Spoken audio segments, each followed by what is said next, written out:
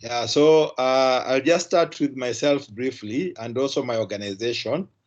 Um, uh, uh, in my organization, that is NACOSTI, we have two main mandates. Our first mandate is to regulate research, and then the second one is to provide policy, to advise on policy. Then coming to myself, in NACOSTI, we have a Director General, and then we have 3 directorates. So I'm under the Directorate of Scheduled Sciences, and I'm in charge of the Directorate of the Scheduled Sciences for Physical, Industry, and Energy Sciences. So bringing about this solar power for businesses and houses is a mandate in the science schedule where I'm in charge. That is the Physical, Industry, and Energy Sciences. So as in NACOSTI, what we do, we provide policy to both the national and the county governments. And this policy may result in entities, if I go back historically to, for example, how Kenya Medical Research Institute was formed, KIRDI, Kenya Industrial Research Development Institute, was formed, KALRO, Kenya Agricultural Livestock Research Organization, was formed. So it's usually the policy briefs we come up with, which usually may move the national government and now in, the county governments to come up with the implementations of those policies. And they do the implementation usually by enacting the necessary laws. And when the necessary laws are enacted by Parliament, then what happens is we may have an implementing organization. So if I use NUPE as an example, way back in 2009, we came up with a policy brief where we advise the national government that it should move beyond the current energy generation mix, that is having hydro, geothermal, and thermal stations, and consider nuclear. So what happened in 2010, Nuclear Electricity Project Committee was formed by the then Nusu Mkati government of President Kibaki and Prime Minister Raila. But now knowing that a Nuclear Electricity Project Committee is a creation of individuals who may have good meaning, we wanted it to have a background in law. So in 2012, we got the Kenya Nuclear Electricity Board. In our advice to the national government, we had advised the formation of 3 entities. One was a promoter, another one was to be a regulator, and then a technical service organization. So fast forward, what has happened now? Now we have the Nuclear Power and Energy Agency. It is a product of our parliament. That is the Energy Act of last year, but one created the Nuclear Power and Energy Agency, so that now instead of it being a presidential decree, it's a parliamentary act of parliament. And then again, this year, actually December this year, the president signed into law the Nuclear Regulatory Authority. So now we have an act which has created a Nuclear Regulatory Authority, and it commenced its powers or how to conduct its businesses in January 2020.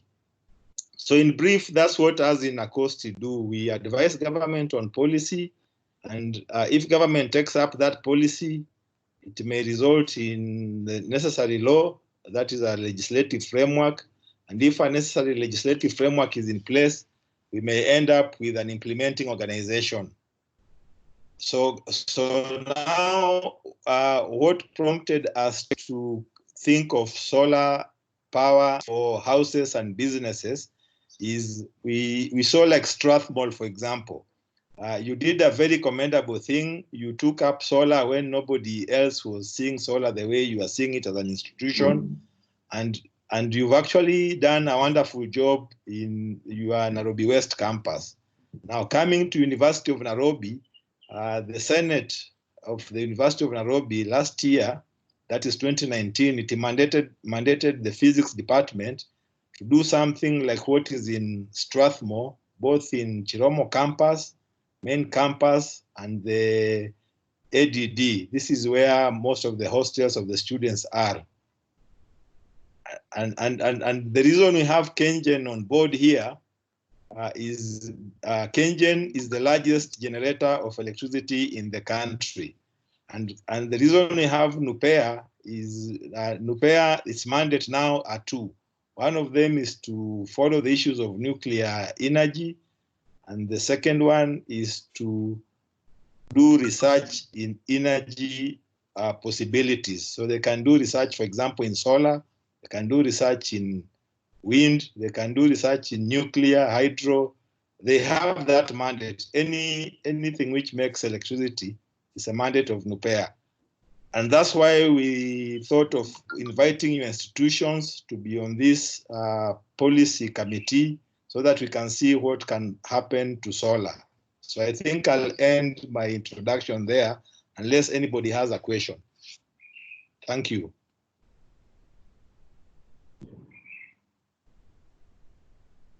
Daktari. Yes. I'm getting a call from my director. He's trying to join in and he's unable to. He's having challenges. I don't know whether you had invited him or. Yes, I sent an email, and that email, just like you have joined, there was a link. Okay. Yes. Okay, he's trying. He's saying he's having challenges, but he's want to join as soon as possible. He's welcome. He's welcome. All right. So from my side, just a question. Thank you so much for the introduction. It makes it very clear. That is Strathmore.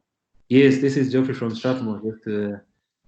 Yes, and thank you so much for the introduction. It was quite enlightening in terms of your history and the link to what we are trying to do now. So my question is, so is this so in how you work, you normally incorporate entities from outside NACOSTI to come in and provide their expertise and share their experience. That's my understanding. So in terms of the duration and the task to do, maybe you can just shed some light on what is typically involved in such a policy committee in terms of planning for time. So what would typically be expected of participants in such a committee? Thank you very much, Geoffrey, for your question. The duration is usually dependent on the terms of reference. So if I can use just two very recent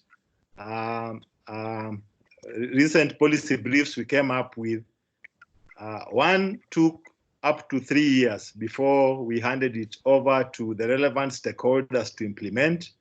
And like the one which I had explained about the nuclear option being added to our energy mix, that one took less than 3 months. So it all depends with our terms of reference. If we give ourselves, and also with the prevailing circumstances. So like, for example, the nuclear roughly way back in 2009, 2010, for those of us who are in Kenya, if you recall, there was drought.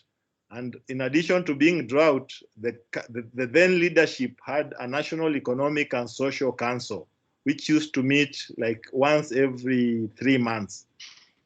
So what happened during that time, there was an urgency from the top that because the manufacturers were complaining about the unreliability of electricity, while the one which has taken 3 years for it to be taken up by stakeholders, this is the National Physical Science Research Laboratory. This one, there was no, it was mainly a push from us in NACOSTI to the policy makers. While the other one, which took less than 3 months, it was the policy makers reacting to a prevailing situation. I hope that answers you. So it depends with the terms of reference we make today, which will sort of provide how long we will last. Thank you. Thank you. Well understood.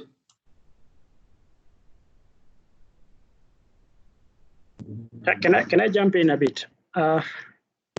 Who's that now? That's Kenjen. It's Kenjen. Okay. Please. Yes. Solar is not new. I think both businesses and then homes, houses, basically, they have solar, and there are some regulations that even had came from EPRA on installing of solar heating.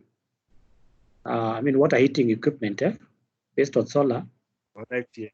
So Correct. So it's not something new. It's something which is happening. We have a lot of solar installations in the country. We even have solar on the grid. So what I'm trying to get to is this policy.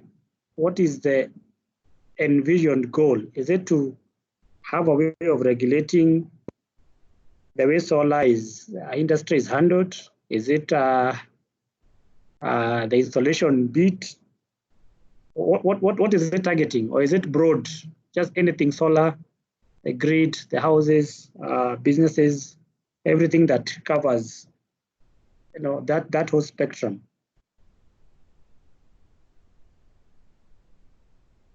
I hear you. When you are through, it's good you say you are through. Oh, okay. Yeah, I'm through. Thank you. Yeah, thank you very much for that. So we in NACOSTI, as I explained earlier, we have seen that in addition to all what you have said, that some institutions, and in particular Strathmore and now University of Nairobi, they actually are going beyond what we can call a house or the house installations. And like Strathmore, again, Strathmore can correct me if I'm not if I'm not saying the truth.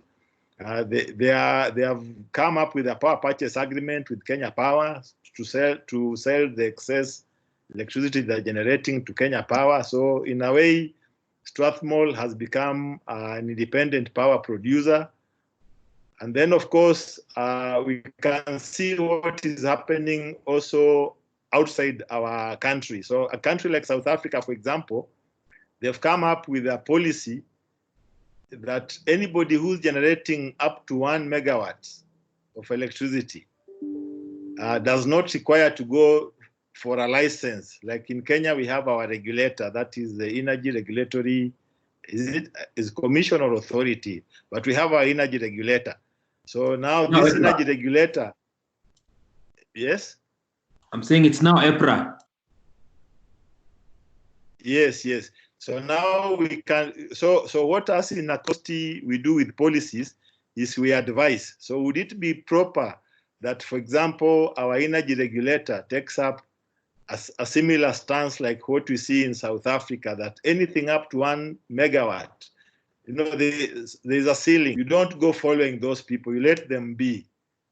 And then, of course, if you look again in South Africa and Ghana, for example, they have this, what we call smart meters. So if, let's say, you have a house and you're generating your own solar, so instead of having to undergo what Strathmore is undergoing, making a power purchase agreement, by having a smart meter in your house, what happens at the end of the period, let's say 1 month or whatever period the Kenya Power normally bills you, you either have a positive, or if it is to your favor, then you expect a check from the off-taker of your electricity.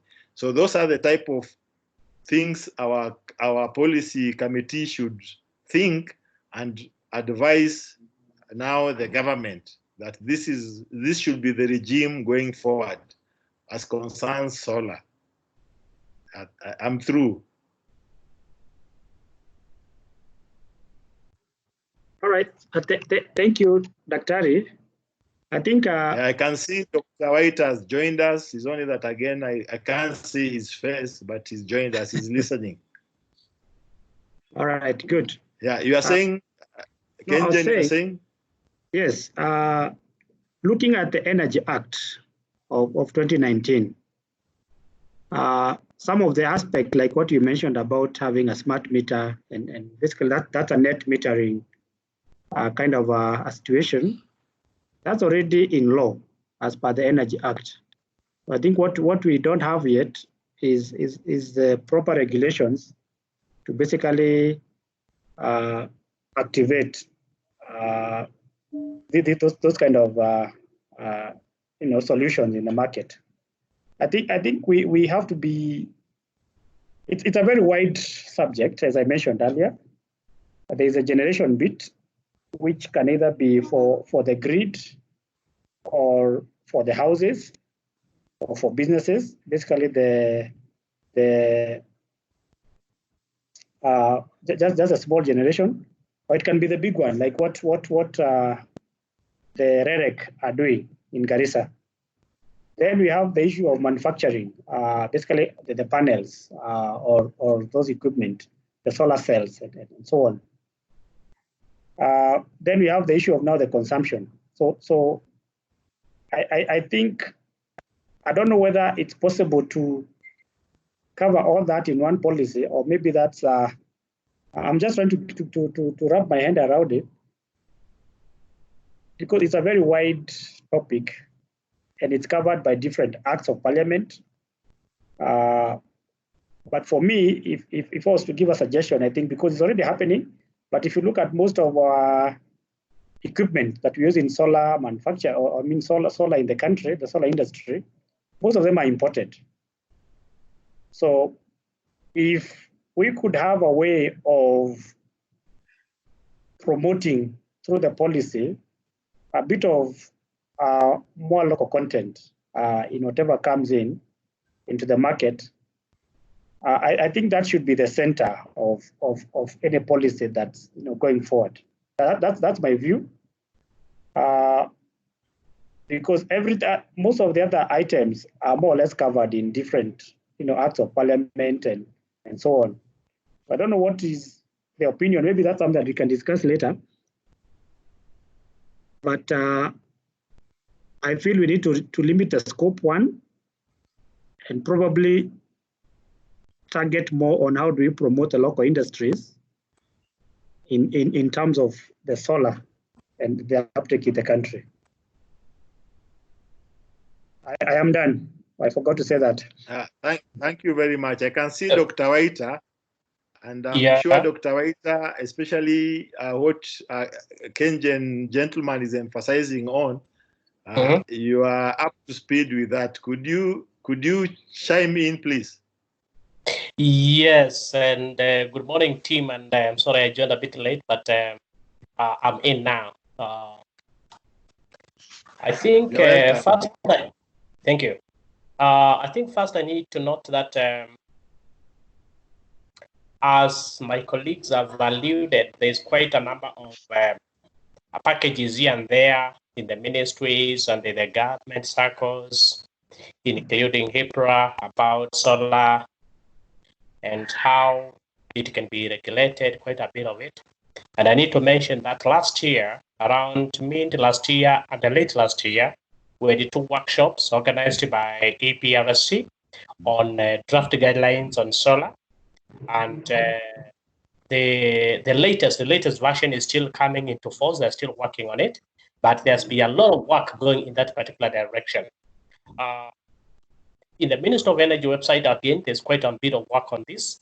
And so my opinion and what I think we need to focus on is first to identify what is available in the ministry and in EPRC and any other related issue to do with the solar.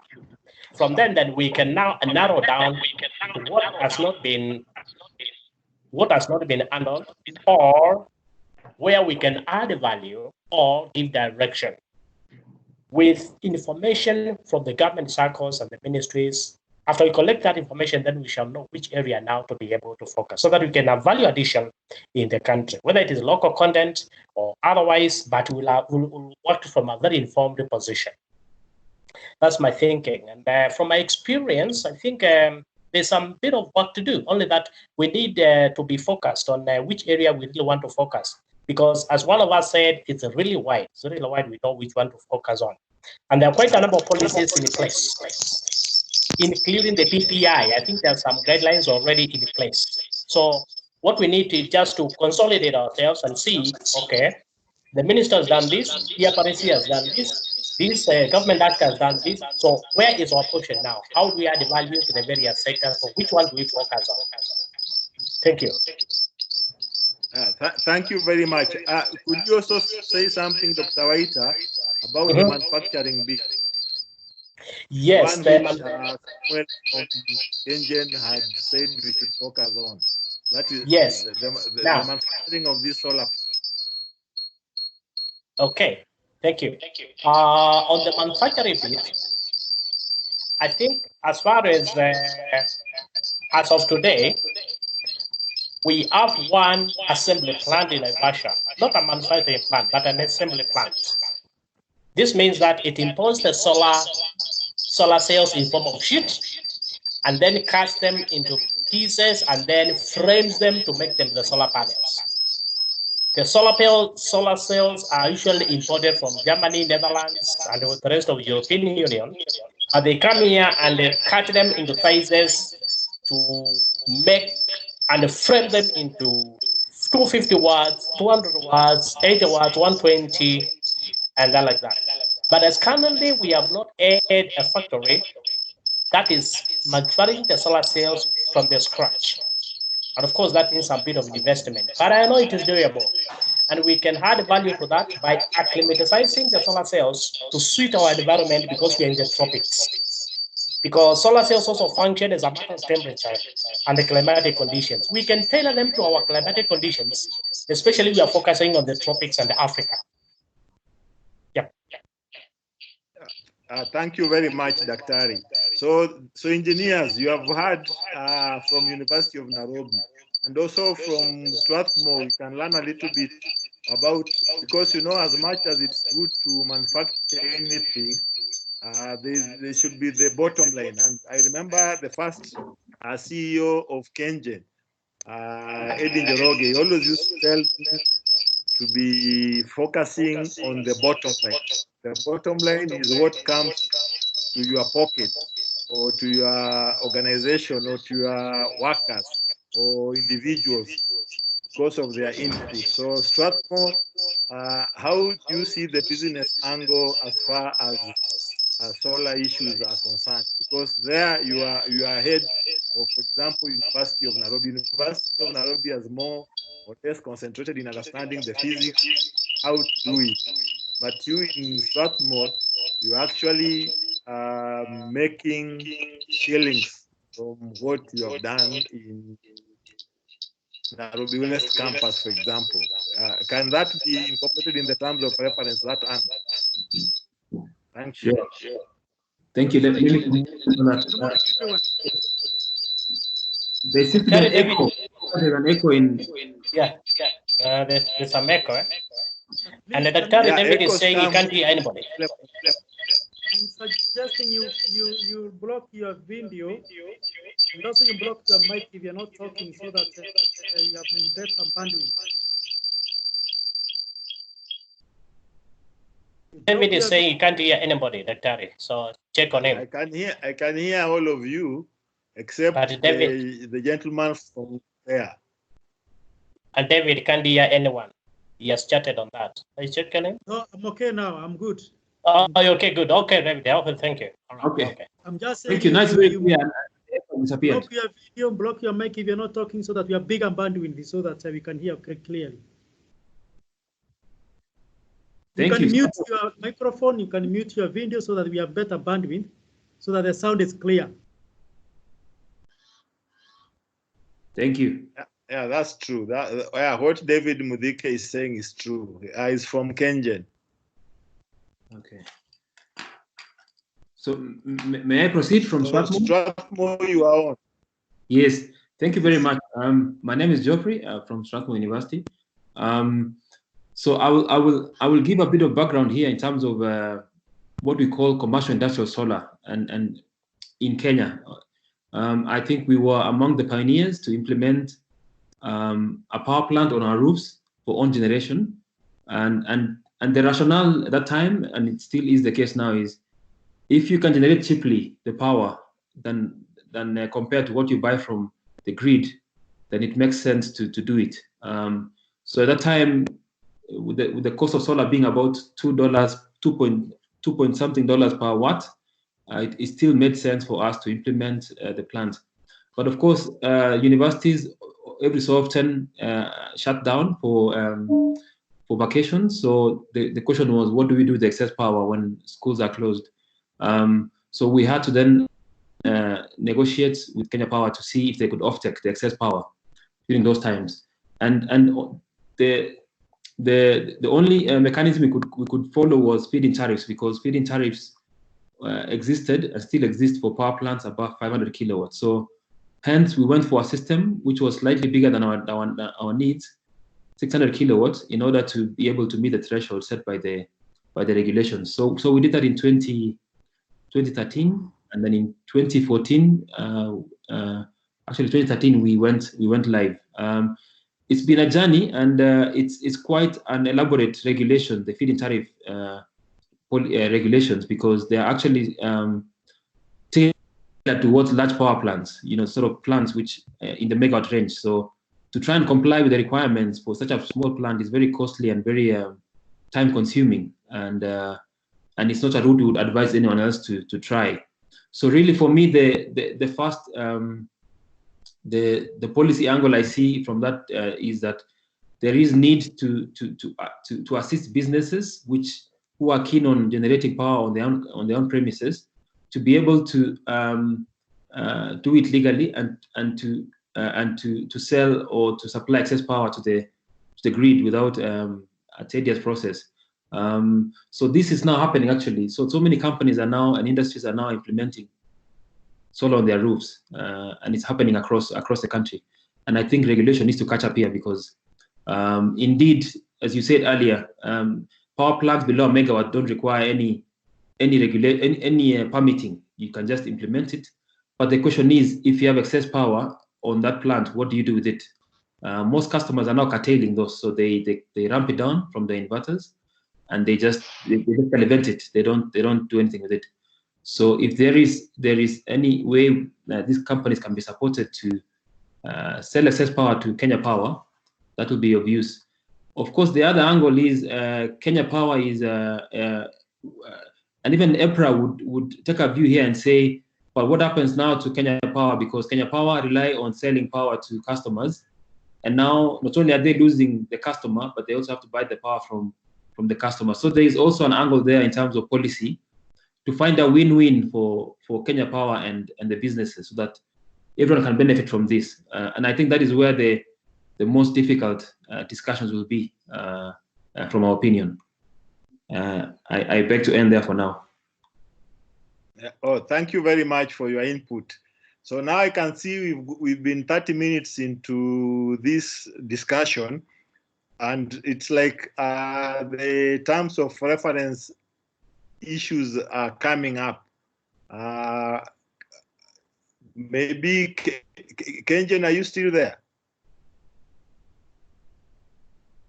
I can hear you clearly, Daktari. No, we can hear you clearly. Yeah. So we wanted you to weigh in on what has been said by the universities, and of course ourselves from NACOSTI, because we are trying to come up with terms of reference for this committee.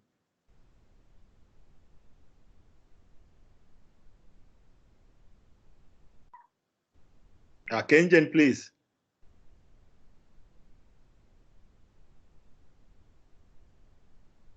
Daktari. Yes. Okay, let me jump in. I think Jeffrey has alluded to something which is critical when you're coming up with a policy like this.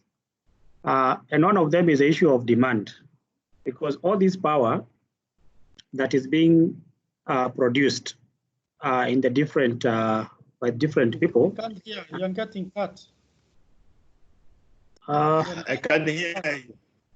I can hear Samuel. Let me see. All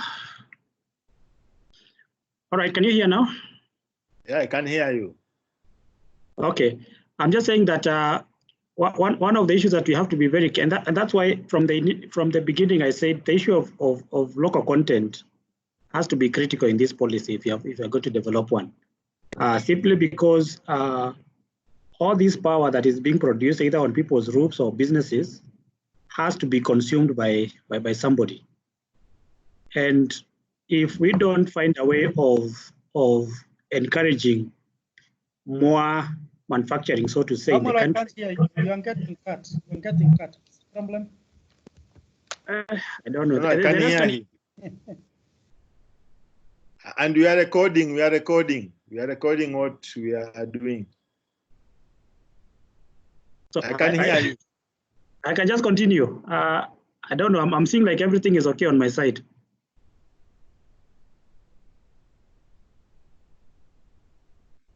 All right. Maybe David, you can give your input first, and then I. No, I can't hear you. I had already given my input initially No. when we started the meeting, and also after the discussions came, because we did. Yes, Namesake. You're getting so cut off. So I've not heard anything from Samuel. I've not heard anything from you, Daktari. I don't even know. And we can hear you. You can hear me clearly. Yes, I can hear you clearly. Only that you are fluctuating. The same case. I'm also. I don't know. Let me check my computer again. Can you hear me now? Yes, I can hear you. Yes. Let me try and sort out this side. Maybe I'm Samuel. You can hear David. I can hear David. Yes. You can hear your director. I can't hear gentlemen. We can hear all of you. Please proceed. I'll catch up. I'll catch up with Samuel on the discussion. Let me try and get IT to sort me out. So we continue meanwhile, because we have both universities present. That is University of Nairobi and Strathmore, and we have Kenyan, both of you present. All right. All right.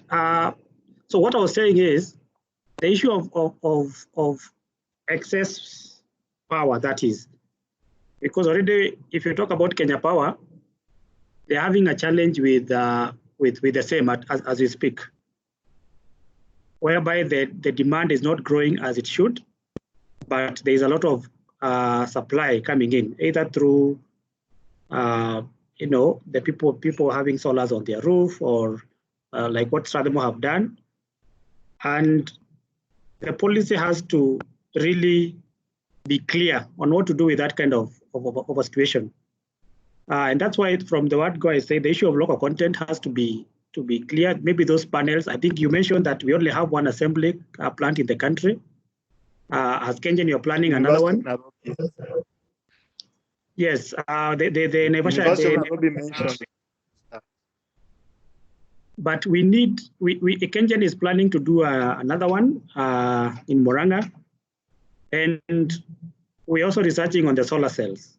Now, these are the kind of initiatives that need to be supported, so that as much as we are generating more energy in the country, we have people to consume that energy. So if we can push for a bit of more local content in the solar sector, I think that can be a win-win for everybody, the producers and the people consuming. I think that's my input for now. Thank you very much. So University of Nairobi, you are there?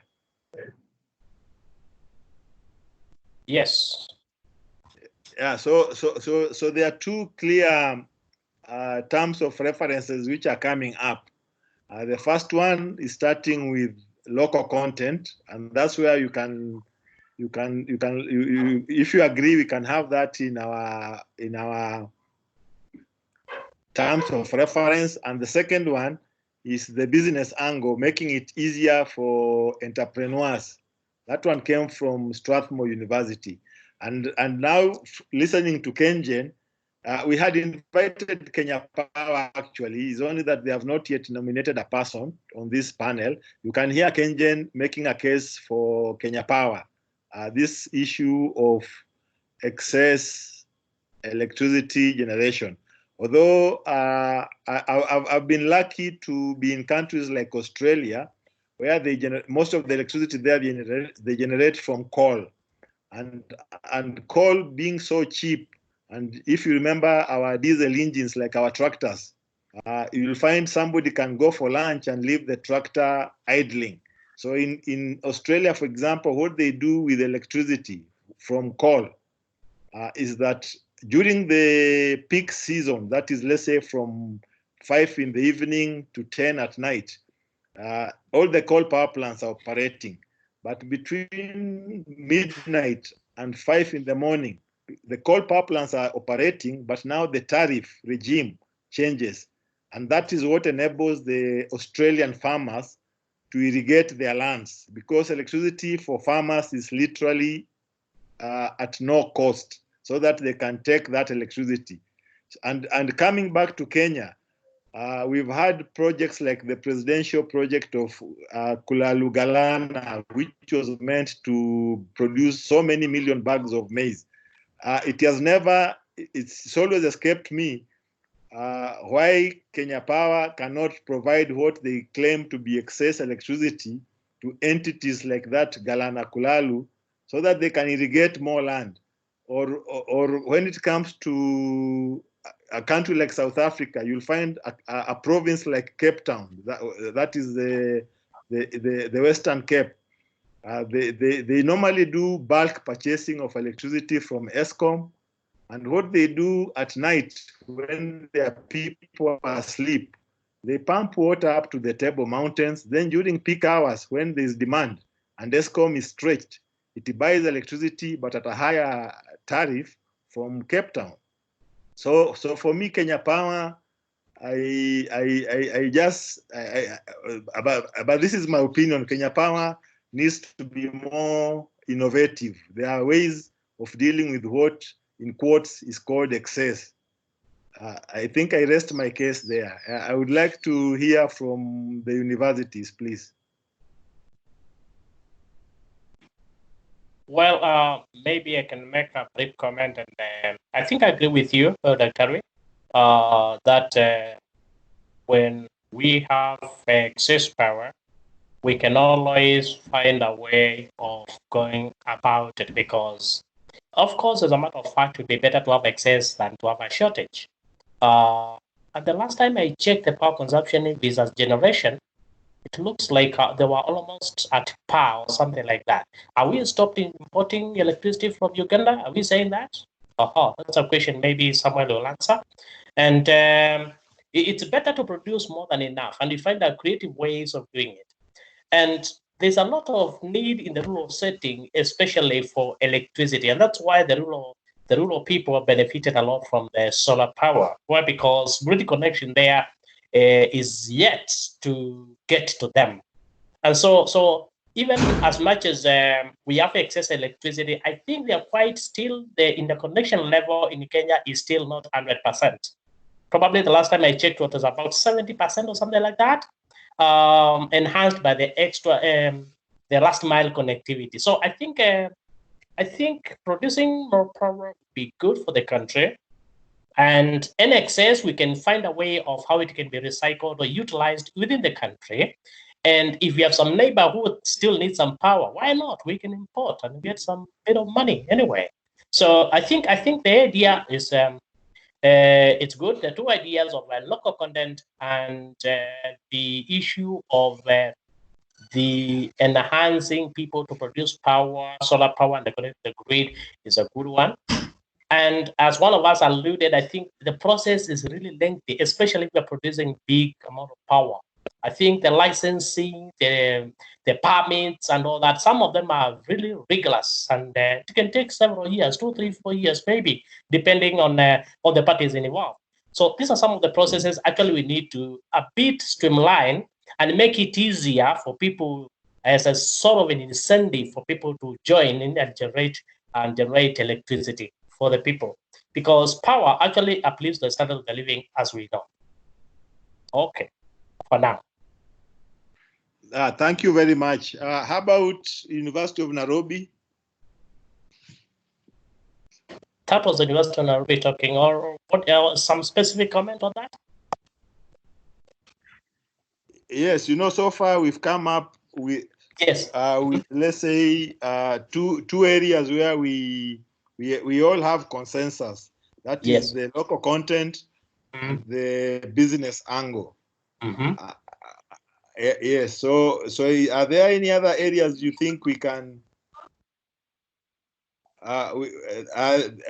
we can have in our terms of reference? When we talk of local content, some echo. Okay. Yeah. Thank you, Eric. So I think when we talk of the local content, we are simply saying that we are ready to participate in that, and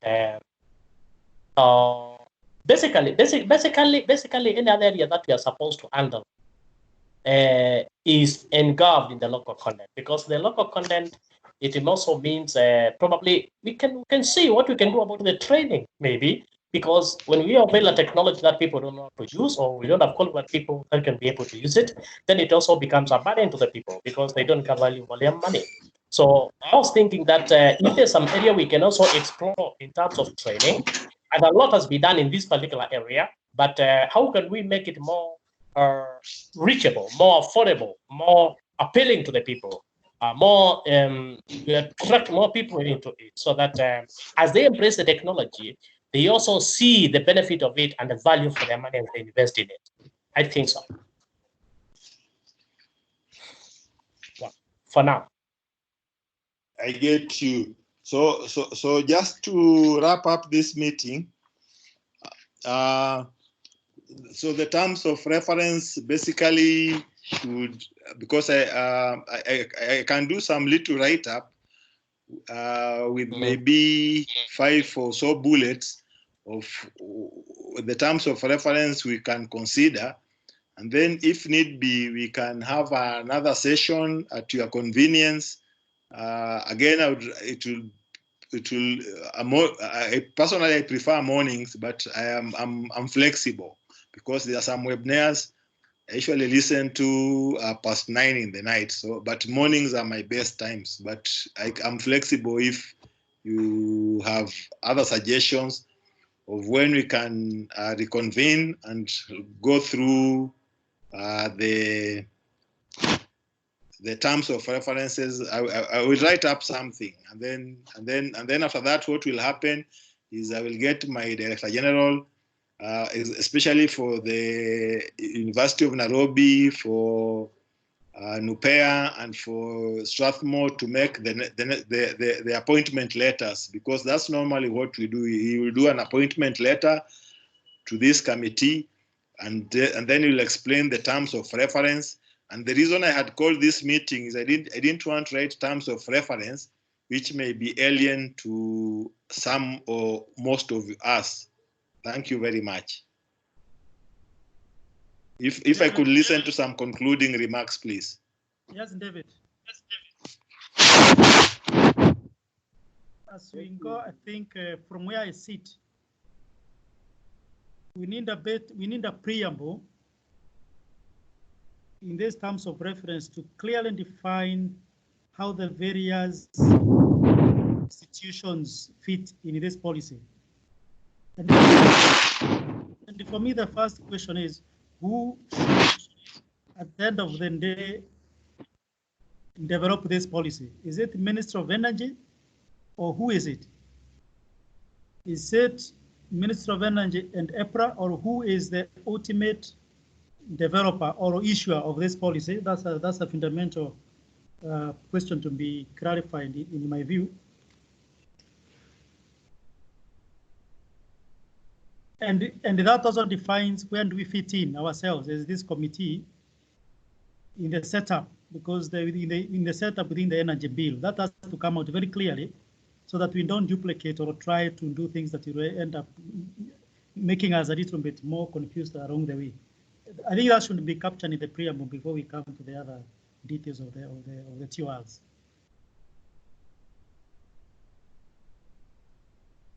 You are through, David. Thank you. I hope you have heard my comment. Before you joined the meeting, I had explained the mandate of NACOSTI, and as you are aware, just to repeat. just to repeat myself, as in NACOSTI, we regulate research and also we provide advisory to both national and county governments on issues, science and technology. And what we have observed locally, for example, is Strathmore came up with an implementation system where they put panels on all their roofs, and initially they were supplying electricity to themselves, but now they have gone a stage further and they are supplying that electricity to the grid. The University of Nairobi has mandated the Department of Physics in Chiromo campus to see if they can do what Strathmore did in all of Chiromo campus, main campus, and ADD. So what us in NACOSTI have observed elsewhere, that is outside Kenya now, because we are also allowed to relate with non-Kenyans, institutions and individuals, is that in other countries, and just to mention one, South Africa, any generation of less than 1 megawatt does not require authorization by the energy regulator. Countries like Ghana, for example, plus South Africa, they do this net metering, and it is done not as a matter of waiting for some regulation, but it compels any person who distributes electricity to those countries to accept that system. So us in NACOSTI, what we are doing is we are providing an advisory. We are not making the policy. The policy will be done by, for example, the Ministry of Energy, and you yourselves, like let's say KenGen, you being a generator, you obviously have your own policy on what sources you may use to generate electricity. So as we are not making a policy for Ministry of Energy, we are providing an advisory. That's what this committee is coming up with. Then that's fine. That's clear now. That's very clear. And by the way, it's not only energy. Entities like KEMRI, for example, Kenya Medical Research Institute, CALRO, Kenya Agricultural Livestock Research Institute Organization, KIRDI, they all came into being following advisories from our institution. And we do not specifically implement what agriculture is doing or what industry is doing or what medical research is doing. And coming to energy, what, for example, NUPEA is doing, all we did is we provided advisories to form those entities. So this will be an advisory, and the end consumers will be both the Ministry of Energy, our regulator in energy, and you who generate electricity, who distribute electricity, or who may want to market this electricity. Like, for example, Strathmore has moved into a stage where they are selling the electricity. I hope that's clear. That's very clear, David, and I like your mandate, research and advisory. Regulating research and advisory. It's very clear now. The only thing somebody mentioned about the local content, I think it's a noble goal going this direction, but we need to know that we must have what I would call a personal calling, that it's the high time Africans own the technology. We have abundant weather, we have this natural sun, but very few, if any, of these panels are made locally, including the solar cells. So as you are saying, and David, I support this, and you have seen you have put an antibody ourselves because we want to start small even to assemble these panels. We know Chloride and Dexide are doing it, but we want also to do it better. And we're also planning on that so that you also start even solar cell manufacturing. So these are very good team in my view, so that we work together and also create our own capacity to do some of these engineering manufacturing works. I think that's on the comment I wanted to make from where I sit as KenGen. Thank you. Thank you, David. Maybe from University of Nairobi, you are there. Yeah. You could spin on what director from KenGen has said just now, please. That is about what David has said, yeah? The local content, the ability to manufacture this ourselves. What I'm saying is this. If you check the Engineering Act, any company that should come and give engineering services in Kenya, it requires to register a local company with at least 51% shareholding. I think it's there in the act. I need to reconfirm that. Number two, the procurement laws that we are following as in government agencies, it requires at least 40% of the total value of the project to come from local content. So when you check these laws, it's actually telling us we should now look very inwardly and start manufacturing things ourselves. Because most of in the engineering sector, most of the equipment that we buy are not manufactured in Africa, particularly, and it's a fact. And that means we don't own any technology. We are actually technology net importers. So we are saying as we look at it now, the will push us not to the little things like training components, but now to the real things of going to the actual manufacturing these parts and these devices. So I think that's a message I'm bringing across. That is a first step. It will require a lot of university. It requires a lot of push, a lot of also raising of the funds, and also a lot of marketing development. So I think these are the items I'm bringing across as we look at the local content. And I'm saying from Kenyan, we are taking the baby step of solar panel manufacturing. We know Chlor and Dexine are doing it, but we want to come in and also offer that opportunity, and also come up with better standards, better quality within our local conditions. I think these are the items we will be discussing along as we finalize the terms of reference for this committee. Thank you, David. I think I should not preempt what we are supposed to do. No, thank you very much for your input, because actually from what you've just said and my visit to the University of Nairobi, something, and Nairobi University, I would like you to comment on it. You can find a solar panel being sold. It is saying it is 120 watts, for example. However, when you check the output of that using physics measurements, and actually the physics department, they have installed a 3 kilowatt solar system on their roofs, but that 3 kilowatt solar system on a very, very good day, it gives 2.8 kilowatts. So you know that issue of quality and the standard issue. I think you've brought it out very well. Should we also add that in our terms of reference? It should actually, yes. It is a very important. It's a very important. You guys can see the market is observing. I better buy something literally a bit more expensive, but I'm assured of the standard. I mean, of the quality also. You know. Yeah, sure. I think to me it is a good observation. Universities, you have your last word. We have some 5 minutes before 11. Yes, I can make a comment on what our friend David has alluded about the manufacturing.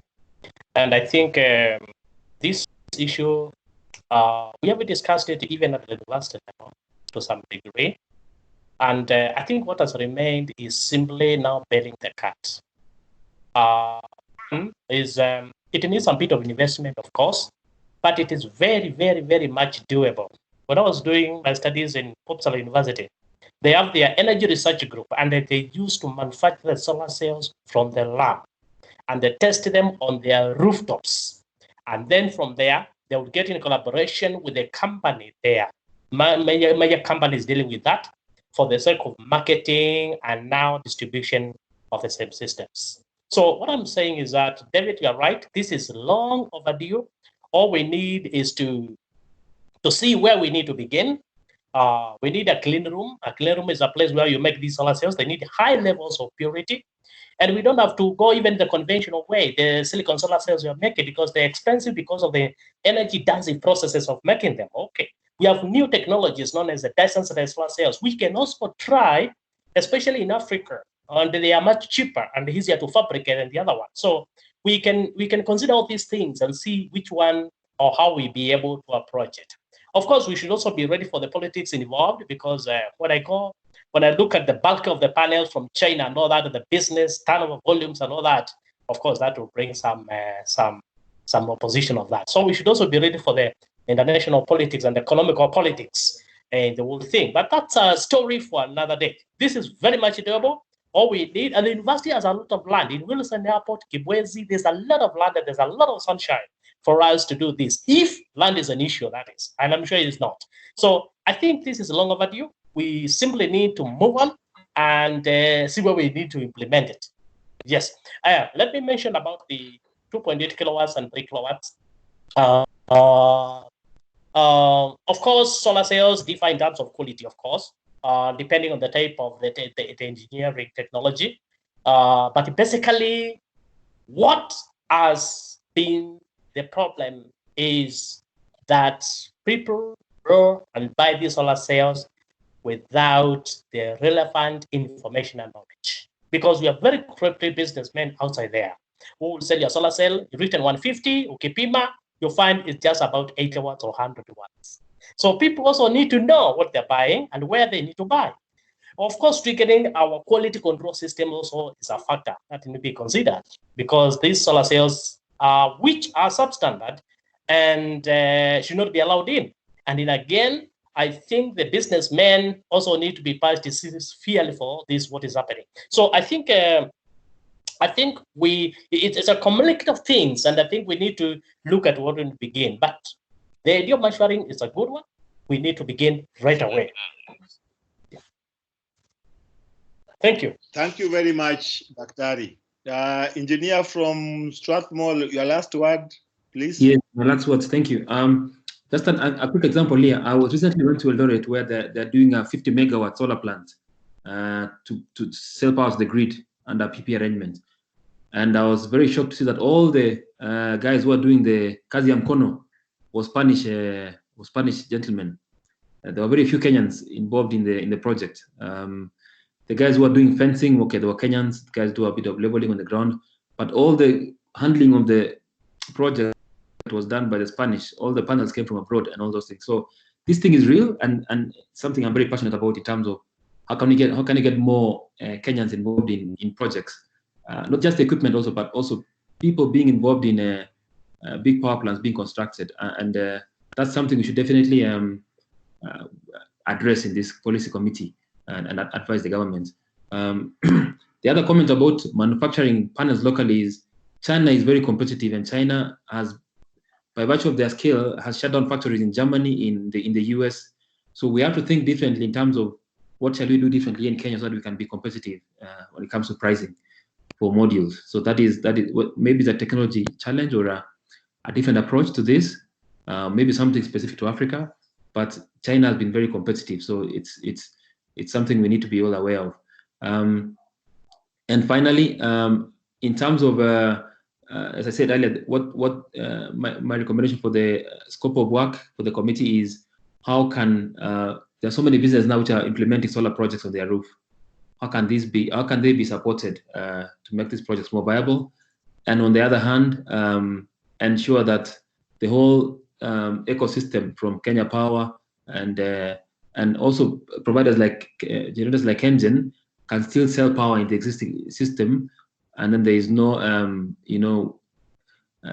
people losing out, because I think there's been a lot of backlash, because companies are not only are they doing energy efficiency measures, but they're also implementing self-generation on their own roof. So demand is going down from industries, and that is something which needs to be looked at holistically in terms of how can everyone have a win-win scenario in this arrangement. It's the future anyway, because we are seeing it everywhere across the world. South Africa are doing a lot of these kind of projects everywhere across the world. It's happening, so it's going to happen in Kenya, and we just need to stay in front of it through proper policy mechanisms. Thank you. Thank you, everyone. And my last point here is, when would you like us to meet again? Would it be okay to do it again this time next week, or earlier or later? All right.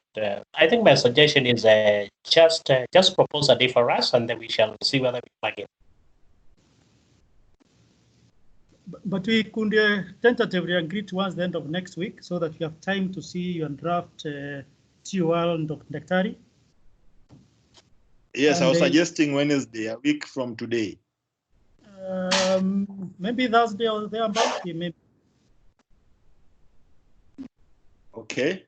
And then Geoffrey from Strathmore University. Yes, I'm very flexible. So Wednesday, Thursday, Friday is fine for me. Thank you very much. So I'll call off the meeting. I'll adjourn the meeting, and thank you so much for your time, all of you gentlemen. Thank you, Dr. For this, Thank you so much. Thanks. Have a good day. All right. Thank you very much. Thank you, bye.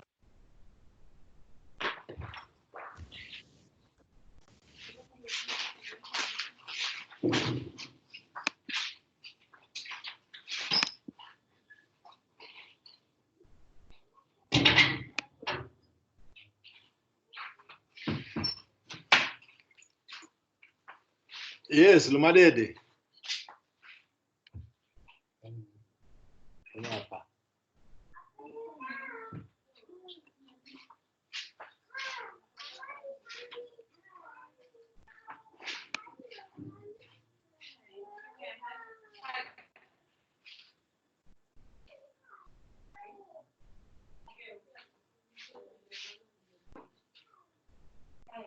Imeisha. Mwambia kuja nisalimie.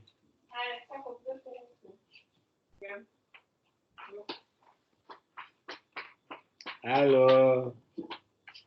Hi again. Hello. Here. Come.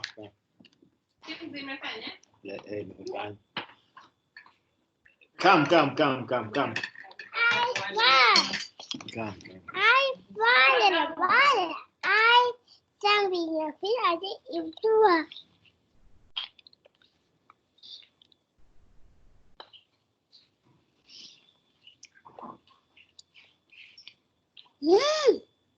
Sweet.